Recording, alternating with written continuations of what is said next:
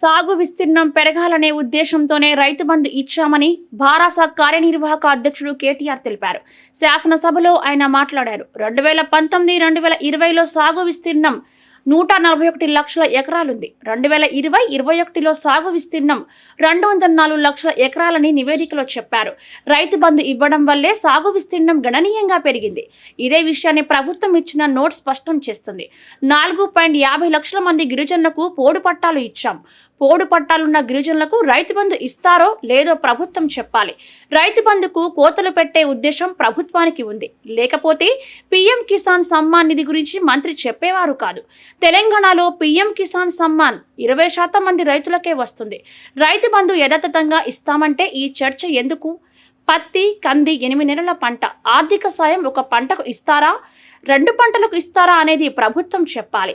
Palm oil, మామిడి, ఉద్యాన పంటలకు రైతు భరోసా ఇస్తారా? 3 పంటలు సాగు చేసే రైతులకు 3 విడతలుగా ఇస్తారా? 3వ పంటకు ఇవ్వాలని గతంలో రేవంత్ అన్నారు.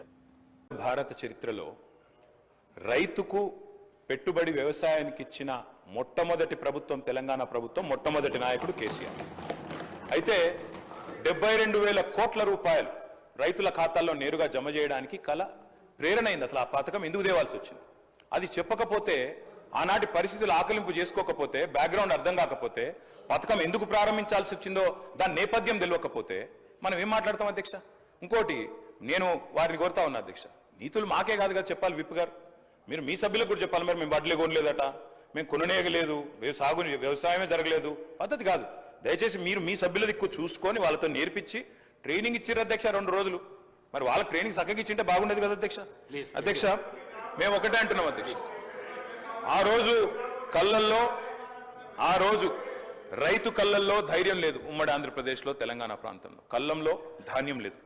చిన్న రైతు పెద్ద రైతు అన్న తేడా లేదు అధ్యక్ష. 30-40 ఎకరాలున్న రైతు కూడా తెలంగాణలో, నేను చెప్పేది వాస్తవం కాకపోతే రేవంత్ రెడ్డిని అడగండి.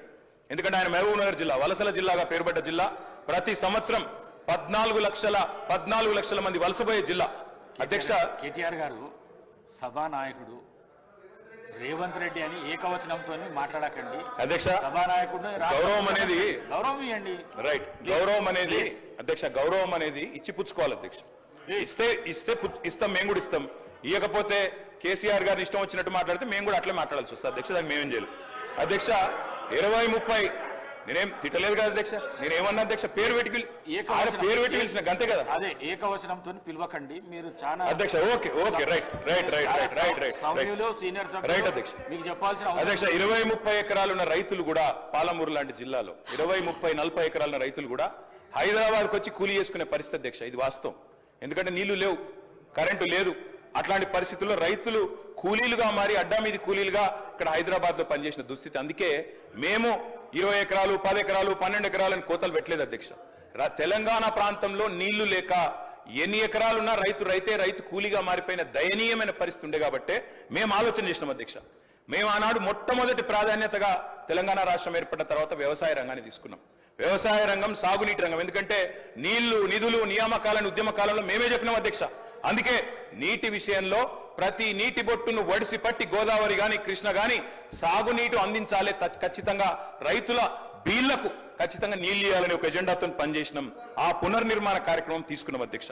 అందులో భాగంగానే అధ్యక్ష, రైతు చల్లగా ఉంటే పల్లె చల్లగా ఉంటుంది అధ్యక్ష. పల్లె కూడా అందరూ బాగుంటారు. ఎందుకంటే గ్రామీణ ఆర్థిక వ్యవస్థకు